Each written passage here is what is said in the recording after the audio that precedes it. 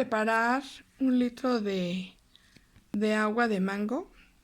Con este manguito lo voy a bañar bien, lo voy a poner en mi licuadora con todo y cáscara y únicamente le voy a retirar el hueso.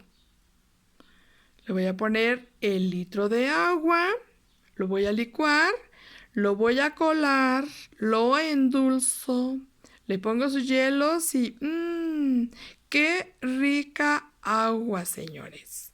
Para chuparse los dedos. Riquísima mi agua. Se los comparto con mucho amor y quédense en casa. Por favor, quédense en casa y que nuestro Padre Celestial nos siga bendiciendo para que podamos salir pronto con esta pandemia y aportarnos bien.